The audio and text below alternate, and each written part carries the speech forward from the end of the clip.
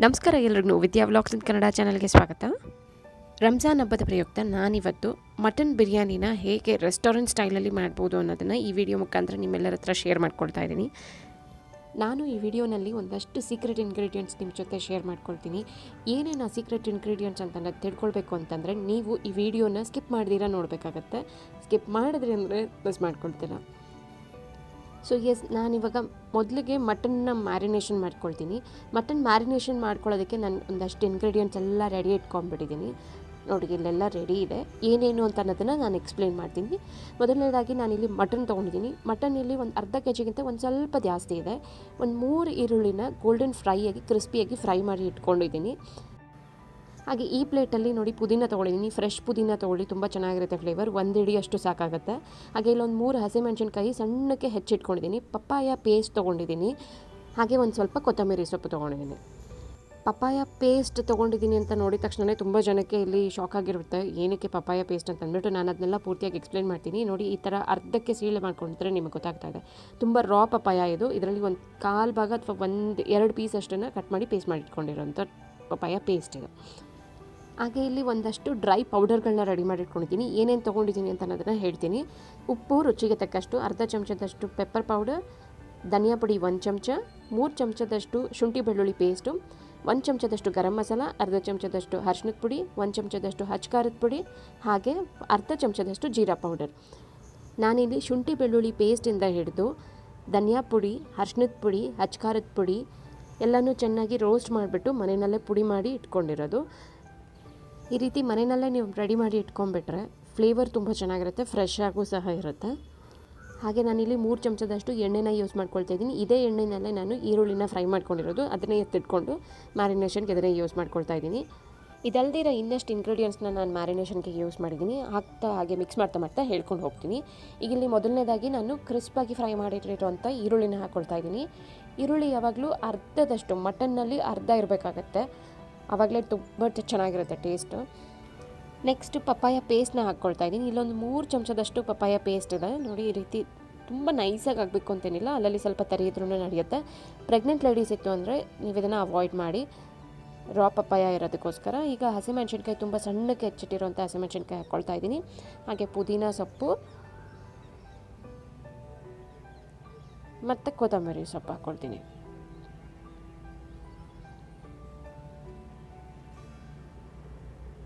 ಹಾಗೆ ಇದಕ್ಕೆ ಒಂದು 200 ml ಅಷ್ಟು ಅಥವಾ 1/4 ಲೀಟ್ರಷ್ಟು ಮೊಸರನ್ನ ಹಾಕ್ಕೊಳ್ತಾ ಇದ್ದೀನಿ.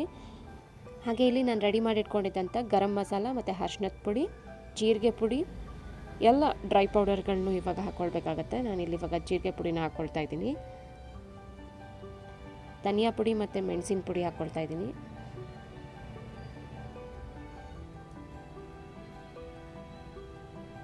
ಹಾಗೆ ಖಾರದ ಪುಡಿ, ಇದು Kashmiri red chilli powder, colour ತುಂಬ ಚೆನ್ನಾಗಿ ಕೊಡುತ್ತೆ ಇದು ಹಾಕೋದ್ರಿಂದ. ಶುಂಠಿ ಬೆಳ್ಳುಳ್ಳಿ ಪೇಸ್ಟು, ಇದು ಒಂದು 3 ಚಮಚದಷ್ಟು ಬೇಕೇ ಬೇಕಾಗುತ್ತೆ. ಹಾಗೆ ರುಚಿಗೆ ತಕ್ಕಷ್ಟು ಉಪ್ಪು, ನಾನಿಲ್ಲಿ 1.5 ಚಮಚದಷ್ಟು ಉಪ್ಪನ್ನು ಬಳಸ್ಕೊಂಡಿದ್ದೀನಿ. ಈಗ ಇನ್ನೊಂದು ಸೀಕ್ರೆಟ್ ಇಂಗ್ರೀಡಿಯೆಂಟ್ ಇಲ್ಲಿದೆ, ಪ್ಯಾಂಡನ್ ಲೀಫ್ ಅಂತ ಹೇಳ್ತಾರೆ ಇದನ್ನು. ನನ್ನ ಕನ್ನಡದಲ್ಲಿ ಇದರದ್ದು ಪೂರ್ತಿಯಾದ ಹೆಸರು ಗೊತ್ತಿಲ್ಲ. ಪಾಟಲ್ಲೆಲ್ಲ ನೀವು ಇದನ್ನು ಬೆಳೆಸ್ಕೊಳ್ಬೋದು. ಈ ಎಲೆನ ನಾರ್ಮಲ್ ರೈಸಿಗೆ ನೀವು 1-2 ಎಲೆ ಹಾಕ್ಬಿಟ್ಟು ಬೇಯಿಸಿದ್ರೇ ಬಾಸ್ಮತಿ ರೈಸ್ ಫ್ಲೇವರ್ ಬಂದ್ಬಿಡುತ್ತೆ. ತುಂಬ ಒಳ್ಳೆ ಅರೋಮಾ ಕೊಡುತ್ತೆ ಇದು. ಪಲಾವಿನ ಎಲೆಗಿಂತ ಸ್ವಲ್ಪ ಡಿಫ್ರೆಂಟ್ ಇರುತ್ತೆ ಇದು. ಪಲಾವಿನ ಎಲೆ ಅಲ್ಲ ಇದು, ಆದರೆ ಪಲಾವ್ ಎಲೆ ಅಂತ ಅಂದ್ಬಿಟ್ಟು ಇಲ್ಲಿ ಲೋಕಲಾಗಿ ಕರೆಯೋದನ್ನು ನಾನು ಕೇಳಿದ್ದೀನಿ. ಕನ್ನಡದಲ್ಲಿ ಇದು ಸ್ಪಷ್ಟವಾಗಿ ನನಗೆ ಗೊತ್ತಿಲ್ಲ. ಇದೊಂದು 2 ಎಲೆನ ಸಣ್ಣಕ್ಕೆ ಹೆಚ್ಚಿಬಿಟ್ಟು ನೀವು ಮಾಮೂಲಿ ಪಲಾವ್ ಮಾಡಬೇಕಾದ್ರೆ, ಟೊಮೆಟೊ ಬಾತ್ ಮಾಡಬೇಕಾದ್ರೆ ಅಥವಾ ಬಿರಿಯಾನಿ ಮಾಡಬೇಕಾದ್ರೆ ಇದನ್ನು ಹಾಕಿ ನೋಡಿ, ತುಂಬ ಚೆನ್ನಾಗಿರುತ್ತೆ. ಈಗ ಇದನ್ನು ನಾನು ವಾಶ್ ಮಾಡ್ಕೊಂಬಂದ್ಬಿಡ್ತೀನಿ. ಸೊ ಈಗ ಇದು ವಾಶ್ ಆಗಿದೆ ನೋಡಿ. ಅದು ಕಟ್ ಮಾಡಿಬಿಟ್ಟು ಸ್ಮೆಲ್ ಮಾಡಬೇಕಾದ್ರೆ ತುಂಬ ಒಳ್ಳೆ ಸ್ಮೆಲ್ ಬರುತ್ತೆ. ನಾನು ಪಾಟಲೆಲ್ಲ ಬೆಳೆಸಿದ್ದೀನಿ, ಇದು ತುಂಬ ಚೆನ್ನಾಗಿದೆ ಇದು. ಈಗ ಇದನ್ನು ಕಟ್ ಮಾಡಿಕೊಂಡು ಈ ಮ್ಯಾರಿನೇಷನ್ಗೆ ಹಾಕ್ಕೊಳ್ತೀನಿ. ಇನ್ ಕೇಸ್ ನಿಮಗೆ ಎಲೆ ಸಿಕ್ತು ಅಂತಂದರೆ ಯೂಸ್ ಮಾಡ್ಕೊಳ್ಳಿ, ಇಲ್ಲ ಅಂತಂದರೆ ಪಲಾವಿನ ಎಲೆ ಎಲ್ರಿಗೂ ಸಿಗುತ್ತೆ. ಅದನ್ನು ಬೇಕಾದರೂ ನೀವು ಇದೇ ರೀತಿಯಲ್ಲೇ ಕಟ್ ಮಾಡಿಬಿಟ್ಟು ಸೇರಿಸ್ಕೊಳ್ಬೋದು. ಮ್ಯಾರಿನೇಷನ್ಗೆ ಹಾಕ್ಕೊಳ್ಳಿ, ತುಂಬ ಒಳ್ಳೆ ಫ್ಲೇವರ್ ಕೊಡುತ್ತೆ. ಈಗ ಇದನ್ನೆಲ್ಲ ಮಿಕ್ಸ್ ಮಾಡ್ಕೊಳ್ತಾನೆ ನಾನು ಪಪ್ಪಾಯ ಪೇಸ್ಟ್ ಏನಕ್ಕೆ ಯೂಸ್ ಮಾಡೋದು ಅಂತ ಅದನ್ನು ಎಕ್ಸ್ಪ್ಲೇನ್ ಮಾಡ್ತೀನಿ. ಪಪ್ಪಾಯ ಪೇಸ್ಟ್ ಹಾಕೋದ್ರಿಂದ ಮೀಟ್ ತುಂಬ ಸಾಫ್ಟಾಗಿ ಆಗುತ್ತೆ, ತುಂಬ ಟೆಂಡರ್ ಆಗಿರುತ್ತೆ. ಇದನ್ನು ಚಿಕನ್ಗೆಲ್ಲ ಹಾಕೋಕ್ಕೆ ಹೋಗಬಾರ್ದು, ಬರೀ ಈ ಮಟನ್ ಅಥವಾ ಬೀಫ್ಗೆ ಯೂಸ್ ಮಾಡ್ತಾರೆ ಇದನ್ನು. ಯೂಶ್ವಲಿ ಮಟನ್ನ ಬೇಯಿಸ್ಕೊಳ್ಬೇಕಾದ್ರೆ ನಾವು ತುಂಬ ಜಾಸ್ತಿನೇ ಬೇಯಿಸ್ಕೊಳ್ಬೇಕು, ಯಾಕಂದರೆ ಗಟ್ಟಿ ಇರುತ್ತೆ ಮಾಂಸ. ಅದಕ್ಕೋಸ್ಕರ ಒಂದು 10 ಕೂಗಾದರೂ ನಾವು ಬೇಯಿಸ್ಕೊಳ್ಬೇಕಾಗತ್ತೆ. ಆದರೆ ಈ ಪಪಾಯ ಪೇಸ್ಟ್ ಹಾಕೋದ್ರಿಂದ ತುಂಬ ಬೇಗ ಬೆಂದೋಗುತ್ತೆ. ಈಗ ನಾನು ಇದು ಮ್ಯಾರಿನೇಷನ್ ಬಂದು 1 ಅವರ್ ಬಿಡ್ತೀನಿ. ಸೊ 1 ಅವರ್ ಆದಮೇಲೆ ಇದನ್ನು ಒಂದು 4 ಕೂಗಿಸ್ಕೊಂಡ್ರೆ ಸಾಕು, ತುಂಬ ಒಳ್ಳೆ ಸಾಫ್ಟಾಗಿ ಬೆಂದೋಗುತ್ತೆ. ಈಗ ನಾನು ಇದಕ್ಕೆ 1 ನಿಂಬೆಹಣ್ಣಿನ ರಸನ ಹಾಕ್ಕೊಳ್ತಾ ಇದ್ದೀನಿ. ದೊಡ್ಡ ನಿಂಬೆಹಣ್ಣಾದರೆ ಅರ್ಧ ನಿಂಬೆಹಣ್ಣು ಹೋಳಲ್ಲಿ ಹಾಕ್ಕೊಳ್ಳಿ, ಇಲ್ಲಾಂದರೆ ಚಿಕ್ಕದಾದರೆ 1 ಪೂರ್ತಿ ಹಾಕ್ಕೊಳ್ಳಿ. ಈಗ ಎಣ್ಣೆ ಹಾಕ್ಕೊಳ್ತಾ ಇದ್ದೀನಿ.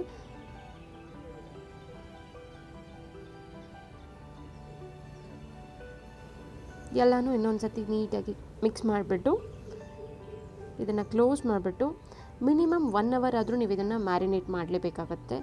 ಇಲ್ಲ ಅಂತಂದರೆ ನೀವು ಓವರ್ನೈಟ್ ಸಹ ಮಾಡ್ಬೋದು. ರಾತ್ರಿನೇ ಕಲಿಸ್ಬಿಟ್ಟು ಫ್ರಿಜ್ಜಲ್ಲಿ ಎತ್ತಿಟ್ಬಿಡ್ಬೋದು, ಬೆಳಗ್ಗೆನೇ ನೀವು ರೆಡಿ ಮಾಡ್ಬೋದು ಬಿರಿಯಾನಿನ. ತುಂಬ ಬೇಗನೂ ಆಗೋಗುತ್ತೆ, ತುಂಬ ಸಾಫ್ಟಾಗೂ ಆಗುತ್ತೆ. ಇನ್ ಕೇಸ್ ಮ್ಯಾರಿನೇಷನ್ ಮಾಡೋದಕ್ಕೆ ಟೈಮ್ ಇಲ್ಲ ಅಂತಂದರೆ ನೀವು ಜಾಸ್ತಿ ಹೊತ್ತು ಕುಕ್ ಮಾಡ್ಕೊಳ್ಬೇಕಾಗತ್ತೆ ಇದನ್ನು. ಸೊ ನೋಡಿಕೊಂಡು ಅಡ್ಜಸ್ಟ್ ಮಾಡ್ಕೊಳ್ಳಿ. ಈಗ ಮ್ಯಾರಿನೇಟ್ ಆಗೋ ಟೈಮಲ್ಲೇ ನಾನು ಅಕ್ಕಿನ ನೆನೆಸ್ಕೊಳ್ತೀನಿ. ಬಿರಿಯಾನಿಗೆ ಯಾವಾಗಲೂ ಅಕ್ಕಿ ಬಂದು ಸಮವಾಗಿರಬೇಕು, ಆವಾಗಲೇ ಟೇಸ್ಟ್ ತುಂಬ ಚೆನ್ನಾಗಾಗುತ್ತೆ. ನಾನಿಲ್ಲಿ ಅರ್ಧ kg ಮಟನ್ ತೊಗೊಂಡಿರೋದ್ರಿಂದ ಈ ಲೋಟ ನಾನೇನು ತೋರಿಸ್ತಾ ಇದ್ದೀನಲ್ಲ, ಇದು ಕರೆಕ್ಟಾಗಿ 1/4 kg ಅಷ್ಟು ಅಳತೆ ಕೊಡುತ್ತೆ. ನಾನು ಇದರಲ್ಲಿ 2 ಲೋಟದಷ್ಟು ಅಕ್ಕಿನ ಹಾಕ್ಕೊಳ್ತಾ ಇದ್ದೀನಿ. ನಾನಿವತ್ತು ಬಾಸ್ಮತಿ ರೈಸ್ನ ಯೂಸ್ ಮಾಡ್ತಾ ಇದ್ದೀನಿ. ನೀವು ಬೇಕಾದರೆ ನಾರ್ಮಲ್ ರೈಸಲ್ಲೂ ಸಹ ಮಾಡ್ಬೋದು.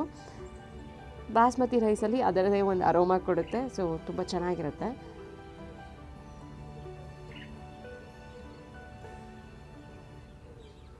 ಈಗ 2 ಲೋಟ ಅಷ್ಟು ಅಕ್ಕಿನ ಹಾಕ್ಕೊಂಡಿದ್ದೀನಿ. ಈಗ ಈ ಅಕ್ಕಿನ 1-2 ಸತಿ ಚೆನ್ನಾಗಿ ವಾಶ್ ಮಾಡ್ಕೊಳ್ಳೋಣ.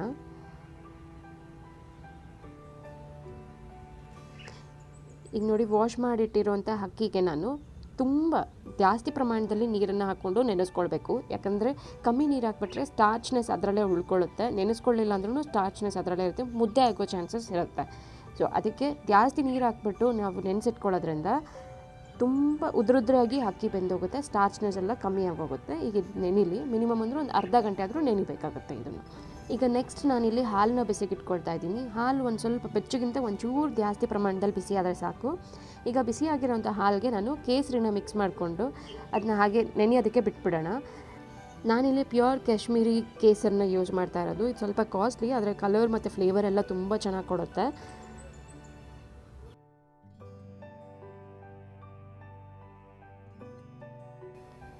ಈಗ ಹಾಲನ್ನ ನೋಡಿ, ನಾನಿಲ್ಲಿ ಒಂದು 1/4 ಕಪ್ಪಷ್ಟು ಹಾಲನ್ನ ತೊಗೊಳ್ತಾ ಇದ್ದೀನಿ. ಈ ಕಪ್ಪಲ್ಲಿ ಒಂದು 1/4 ಭಾಗದಷ್ಟು ಸಾಕಾಗುತ್ತೆ, ತುಂಬ ಜಾಸ್ತಿ ಏನು ಬೇಕಾಗಲ್ಲ. ಈಗ 1 ಪಿಂಚಷ್ಟು ನೋಡಿ, 2 ಬೆರಳಲ್ಲಿ ಏನು ಸಿಗುತ್ತೆ ಅಷ್ಟು ಮಾತ್ರನೇ ಸಾಕು, ಅಷ್ಟು ಸ್ಯಾಫ್ರನ್ನ ಹಾಕ್ಕೊಂಡು ನೆನೆಯಕ್ಕೆ ಬಿಟ್ಬಿಡ್ತೀನಿ. ಹಾಕ್ತಾ ಇದ್ದಂಗೆ ನೀವು ಅಬ್ಸರ್ವ್ ಮಾಡಿದ್ರೆ ಕಲರ್ ಗೊತ್ತಾಗುತ್ತೆ, ಚೇಂಜಸ್ ಆಗ್ತಾ ಇರೋದು. ಈಗ ಇದು ನೆನೆಯಕ್ಕೆ ಬಿಟ್ರಂತೂ ತುಂಬ ಒಳ್ಳೆ ಕಲರ್ ಕೊಡುತ್ತೆ, ಸ್ಮೆಲ್ಲು ಅಷ್ಟೇ ತುಂಬ ಚೆನ್ನಾಗಿರುತ್ತೆ ಬಿರಿಯಾನಿಗೆ ಹಾಕ್ತಾರೆ. ಸೊ ಇದು ನೆನೀಲಿ. ಈಗ ಅರ್ಧ ಗಂಟೆ ಆಗಿದ ನಂತರ ನಾನು ಮ್ಯಾರಿನೇಟ್ ಆಗಿರೋವಂಥ ಮಟನ್ನ ತೊಗೊಂಡು ಕುಕ್ಕರಲ್ಲಿ ಬೇಯಿಸ್ಕೊಳ್ತೀನಿ. ಹಾಗೇನೂ ನೀವು ಬೇಯಿಸ್ಕೊಳ್ಬೋದು, ಬೇಗ ಆಗೋದಕ್ಕೋಸ್ಕರ ನಾನು ಕುಕ್ಕರ್ಗೆ ಹಾಕ್ಕೊಳ್ತಾ ಇದ್ದೀನಿ. ನೋಡಿ, ಚೆನ್ನಾಗಿದು ಮ್ಯಾರಿನೇಟ್ ಆಗಿದೆ, ಒಳ್ಳೆ ಘಮ ಸಹ ಬರ್ತಾ ಇದೆ. ಆ ಮಸಾಲಗಳದ್ದು ಮತ್ತು ಎಲೆದು ಇದೆಲ್ಲ ತುಂಬ ಒಳ್ಳೆ ಘಮ ಕೊಡ್ತಾ ಇದೆ. ಇನ್ನು ಬೆಂದಿದ್ದಾದ್ಮೇಲಂತೂ ಒಳ್ಳೆ ಘಮ ಇರುತ್ತೆ. ಈಗ ಈ ಮ್ಯಾರಿನೇಟ್ ಮಾಡ್ಕೊಂಡಿದ್ವಲ್ಲ, ಈ ಪಾತ್ರೆಗೆ 1/4 ಕಪ್ಪಷ್ಟು ನೀರನ್ನು ಸೇರಿಸ್ಕೊಳ್ತಾ ಇದ್ದೀನಿ. ನೀಟಾಗಿ ಅದು ಮಿಕ್ಸ್ ಮಾಡಿಕೊಂಡು ಆ ಮಸಾಲನೆಲ್ಲ ಈ ಕುಕ್ಕರ್ಗೆ ಆ್ಯಡ್ ಮಾಡ್ಕೊಳ್ತೀನಿ. ಮಸಾಲ ಎಲ್ಲ ಏನೂ ವೇಸ್ಟ್ ಆಗೋದಿಲ್ಲ. ತುಂಬ ಜಾಸ್ತಿ ನೀರು ಹಾಕ್ಕೊಳಕ್ಕೆ ಹೋಗಬೇಡಿ, ಯಾಕಂದರೆ ಮಟನ್ ತುಂಬಾ ಬೇಗ ಸಾಫ್ಟಾಗಿ ಬೆಂದೋಗ್ಬಿಡುತ್ತೆ ಪಪ್ಪಾಯ ಪೇಸ್ಟ್ ಹಾಕಿರೋದ್ರಿಂದ. ಸೊ ಜಾಸ್ತಿ ನೀರು ಹಾಕಿದ್ರೆ ಮತ್ತೆ ನೀವು ಕುದಿಸ್ಕೊಂಡು ಅದನ್ನು ಡ್ರೈ ಮಾಡ್ಕೊಳ್ಬೇಕಾಗುತ್ತೆ. ಅದಕ್ಕೆ ಕಮ್ಮಿ ಪ್ರಮಾಣದಲ್ಲಿ ನೀರು ಹಾಕ್ಕೊಂಡು ಬೇಯಿಸ್ಕೊಳ್ಳಿ. ಈಗ ಈ ಮಟನ್ನ 3-4 ಕೂಗಿಸ್ಕೊಂಡ್ರೆ ಸಾಕು, ತುಂಬ ಜಾಸ್ತಿ ಓವರ್ ಸಾಫ್ಟಾಗಿ ಹಾಕಬಾರ್ದು ನಮಗೆ ಮಟನ್ನು. ದಮ್ಮಲ್ಲಿ ಮತ್ತೆ ಇದು ಬೇಯಬೇಕಾಗತ್ತೆ. ಈಗ ಮಟನ್ ಒಂದು ಕಡೆ ಬೇಯ್ತಾ ಇರಬೇಕಾದ್ರೆ ನಾನಿಲ್ಲಿ ಒಂದು ದೊಡ್ಡ ಪಾತ್ರೆಯಲ್ಲಿ ನೀರನ್ನು ಇಟ್ಕೊಂಡಿದ್ದೀನಿ, ಬಿಸಿ ಆಗಲಿ, ಚೆನ್ನಾಗಿ ಕುದೀಲಿ.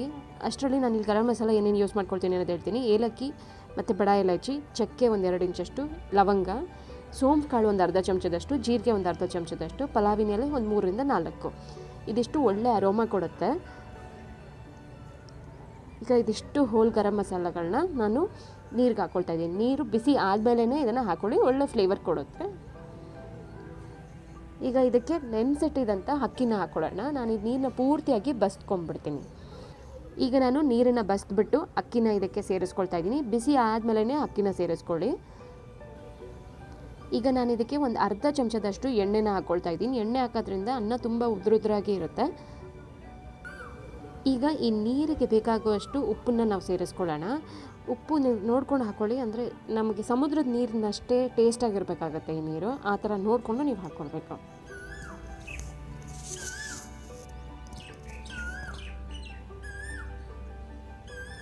ಈಗ ಎಲ್ಲನೂ ಸೇರಿಸಿದ್ದಾದ್ಮೇಲೆ ಒಂದು ಸತಿ ಚೆನ್ನಾಗಿ ಮಿಕ್ಸ್ ಮಾಡಿಬಿಟ್ಟು ಇದನ್ನ ಕುದಿಯೋದಕ್ಕೆ ಬಿಟ್ಬಿಡೋಣ. ತುಂಬ ಬೇಗ ಬೆಂದೋಗುತ್ತೆ, ಅಕ್ಕಿನೂ ಸಹ ನಾವು ನೆನೆಸಿಟ್ಕೊಂಡಿರೋದ್ರಿಂದ.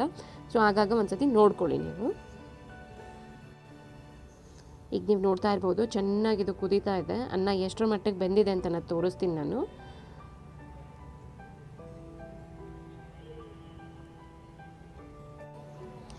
ನೋಡಿ ಇಲ್ಲಿ ಅಕ್ಕಿ ಬಂದು ನಮಗೆ ಕರೆಕ್ಟಾಗಿ ಮುಕ್ಕಾಲು ಭಾಗ ಅಷ್ಟಕ್ಕೆ ಬೆಂದಿದೆ.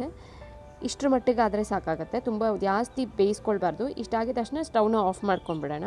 ಈಗ ಅಕ್ಕಿನ ಪೂರ್ತಿಯಾಗಿ ನೀರಿಂದ ಸೆಪ್ರೇಟ್ ಮಾಡಿಕೊಂಡು ತೂತ್ ಸೋರೋ ಅಂಥ ಪಾತ್ರೆ ಇರುತ್ತಲ್ಲ ಇದರಲ್ಲಿ ಹಾಕ್ಕೊಂಡ್ರೆ ಪೂರ್ತಿ ನೀರಿನ ಅಂಶ ಎಲ್ಲ ಡ್ರೈನ್ ಆಗೋಗುತ್ತೆ. ಇಲ್ಲ ಅಂತಂದರೆ ನೀವು ಅಕ್ಕಿನ ಹಾಗೆ ನೀರಿಂದ ಬಸ್ಕೊಂಡು ಸಹ ಸೆಪ್ರೇಟಾಗಿ ಎತ್ತಿಟ್ಕೊಳ್ಬೋದು. ಇದು ಈಸಿ. ಪೂರ್ತಿ ಹೀಗೆ ಅನ್ನನ ಎತ್ಬಿಟ್ಟು ಒಂದು ತೂತ್ ಸೋರೋ ಪಾತ್ರೆನಲ್ಲಿ ಹಾಕ್ಕೊಂಡ್ರೆ ನೀರೆಲ್ಲ ಸೋರ್ಕೊಂಡ್ಬಿಡುತ್ತೆ.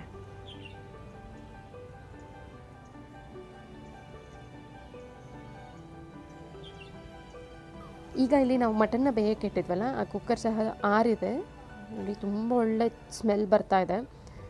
ಮಟನ್ ಸಹ ತುಂಬ ಚೆನ್ನಾಗಿ ಸಾಫ್ಟಾಗಿ ಬಂದಿದೆ. ಸಾಫ್ಟ್ ಅಂದರೆ ಪೂರ್ತಿ ಓವರ್ ಕುಕ್ಕಲ್ಲ, ಒಂದು ಮುಕ್ಕಾಲು ಭಾಗದಷ್ಟಕ್ಕೆ ಬೆಂದಿದೆ. ಇದು ತೋರಿಸ್ತೀನಿ ನಾನೊಂದು ಪೀಸ್ನ, ಗೊತ್ತಾಗುತ್ತೆ ನೋಡಿ. ನೋಡಿ ಇಲ್ಲಿ ಈಗ ಇದನ್ನು ದಮ್ಮಿಗೆ ಬಿಟ್ಟರೆ ಇನ್ನು ಪೂರ್ತಿಯಾಗಿ ಕರೆಕ್ಟಾಗಿ ನಮಗೆ ಬೇಕಾಗಿರೋ ಅಳತೆಗೆ ಸರಿ ಹೋಗುತ್ತೆ. ಈಗ ಒಂದು ಹಳೆ ತವನ ಸ್ಟವ್ ಮೇಲೆ ಇಟ್ಕೊಂಡು ಬಿಸಿಗೆ ಇಟ್ಕೊಳ್ತಾ ಇದ್ದೀನಿ. ಇದ್ರ ಮೇಲೆ ನಾವು ದಪ್ಪ ತಡ ಇರೋವಂಥ ಪಾತ್ರೆನ ಇಟ್ಕೊಳ್ಬೇಕಾಗತ್ತೆ. ನೋಡಿ ಇದು ಎಷ್ಟು ತಡ ದಪ್ಪ ಇದೆ ಅನ್ನೋದು ಗೊತ್ತಾಗುತ್ತೆ ನಿಮಗೆ. ಎತ್ತದೇ ಸ್ವಲ್ಪ ಕಷ್ಟ ಇದೆ ಈ ಪಾತ್ರೆ, ಅಷ್ಟು ವೆಯ್ಟಾಗಿದೆ. ಈ ಪಾತ್ರೆನ ಇಟ್ಕೊಳ್ತಾ ಇದ್ದೀನಿ. ಈಗ ತಡದಲ್ಲಿ 1 ಚಮಚದಷ್ಟು ತುಪ್ಪನ ಹಾಕ್ಕೊಳ್ತಾ ಇದ್ದೀನಿ. ತುಪ್ಪ ಬೇಡದಿರೋ ಇರೋರು ಎಣ್ಣೆ ಸಹ ಯೂಸ್ ಮಾಡ್ಕೊಳ್ಬೋದು. ತಡ ಆದ್ಮೇಲೆ ಅನ್ನ ಅಥವಾ ಮಟನ್ ಏನು ಅಂಟ್ಕೊಳ್ಬಾರ್ದು ಅನ್ನೋದಕ್ಕೋಸ್ಕರ ಇದನ್ನು ಹಾಕ್ಕೊಳ್ಳೋದು. ಈಗ ನಾನು ಮಟನ್ ಏನು ಬೇಯಿಸಿಟ್ಕೊಂಡಿದ್ನಲ್ಲ ಇದನ್ನು ಸೇರಿಸ್ಕೊಳ್ತಾ ಇದ್ದೀನಿ. ಇನ್ ಕೇಸ್ ಮಟನ್ನ ನೀವು ಬೇಯಿಸ್ಬೇಕಾದ್ರೆ ನೀರಿನಂಶ ಜಾಸ್ತಿ ಇತ್ತು ಅಂತಂದರೆ ಸ್ವಲ್ಪ ಕುದಿಸ್ಕೊಳ್ಳಿ. ನೀರೆಲ್ಲ ಕಮ್ಮಿ ಆದಮೇಲೆ ಈ ಥರ ದಮ್ಮಿಗೆ ಬಿಡಿ, ಅಲ್ಲಿವರೆಗೂ ದಮ್ಮಿಗೆ ಹಾಕಕ್ಕೆ ಹೋಗಬೇಡಿ. ಈಗ ಇದ್ರ ಮೇಲೆ ನಾನು ಅನ್ನನ ಬೇಯಿಸಿಟ್ಕೊಂಡಿದ್ವಲ್ಲ ಇದನ್ನು ಒಂದು ಲೇಯರ್ ಆಗಿ ಮಾಡ್ಕೊಳ್ತೀನಿ.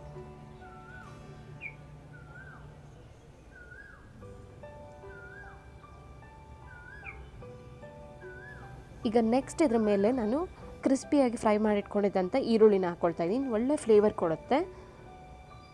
ಹಾಗೆ ಒಂದು ಸ್ವಲ್ಪ ಕೊತ್ತಂಬರಿ ಸೊಪ್ಪನ್ನು ಹಾಕ್ಕೊಳ್ತೀನಿ.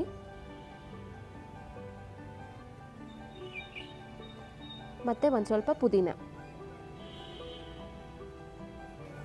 ಈಗ ನಾನು ಸೈಡಲ್ಲೆಲ್ಲ ಅನ್ನ ಅಂಟ್ಕೊಳ್ಬಾರ್ದು ಅನ್ನೋದಕ್ಕೋಸ್ಕರ ತುಪ್ಪನ ಹಾಕ್ಕೊಳ್ತಾ ಇದ್ದೀನಿ.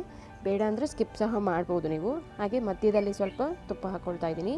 ಒಳ್ಳೆ ಟೇಸ್ಟ್ ಕೊಡುತ್ತೆ ಮತ್ತು ಒಳ್ಳೆ ಅರೋಮಾನೂ ಇರುತ್ತೆ. ಅದ್ರ ಮೇಲೆ ನಾನು ಇನ್ನೊಂದು ಲೇಯರ್ ಅನ್ನನ ಹಾಕ್ಕೊಳ್ತಾ ಇದ್ದೀನಿ. ಈ ಪಲಾವಿನ ಎಲೆನ ಬೇಕಾದರೆ ತೆಗೆದು ಬಿಡ್ಬೋದು. ಇದರಲ್ಲಿರೋವಂಥ ಪೂರ್ತಿ ಫ್ರಾಗ್ರೆನ್ಸ್ ಎಲ್ಲ ನಮಗೆ ನೀರಲ್ಲಿ ಬಿಟ್ಟಿರುತ್ತೆ. ಸೊ ಅದನ್ನ ತೆಗೆದುಬಿಟ್ಟು ಮತ್ತೆ ಉಳಿದಿರೋಂಥ ಈರುಳ್ಳಿ, ಹಾಗೆ ಸ್ವಲ್ಪ ಕೊತ್ತಂಬರಿ ಸೊಪ್ಪು ಮತ್ತು ಒಂದು ಸ್ವಲ್ಪ ಪುದೀನ ಎಲೆಗಳು ಇದಿಷ್ಟನ್ನು ಹಾಕ್ಕೊಳ್ತೀನಿ.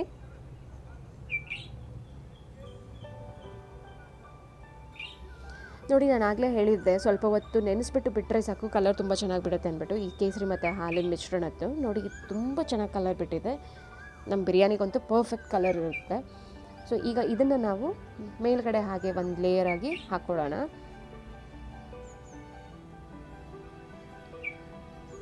ಟೇಸ್ಟ್ ಸಹ ತುಂಬ ಚೆನ್ನಾಗಿರುತ್ತೆ ಇದನ್ನು ಹಾಕ್ಕೊಳ್ಳೋದ್ರಿಂದ.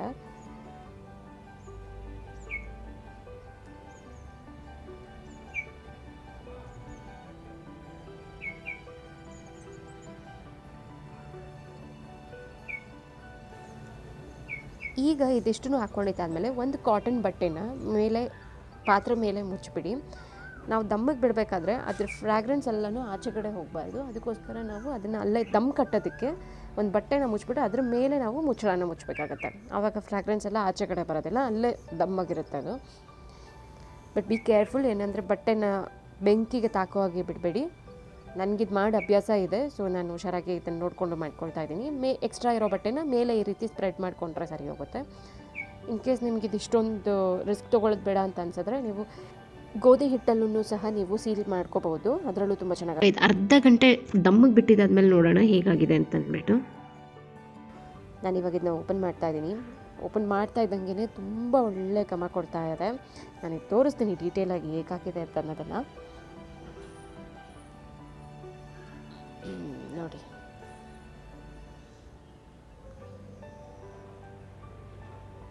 ಈಗ ನಾನು ಸರ್ವ್ ಮಾಡ್ಕೊಳ್ತಾ ತೋರಿಸ್ತೀನಿ ಮಟನ್ ಪೀಸಸ್ ಎಷ್ಟು ಸಾಫ್ಟಾಗಿ ಬೆಂದಿದೆ ಅಂತ ಅಂದ್ಬಿಟ್ಟು. ನೋಡಿ ಇಲ್ಲಿ ಮುಟ್ಟಿದ್ರೇ ಹಾಗೆ ಕಾಟನ್ಗಿಂತನೂ ಸಾಫ್ಟ್ ಅಂತಲೇ ಹೇಳ್ಬೋದು, ಅಷ್ಟು ಸಾಫ್ಟಾಗಿ ಬೆಂದಿದೆ.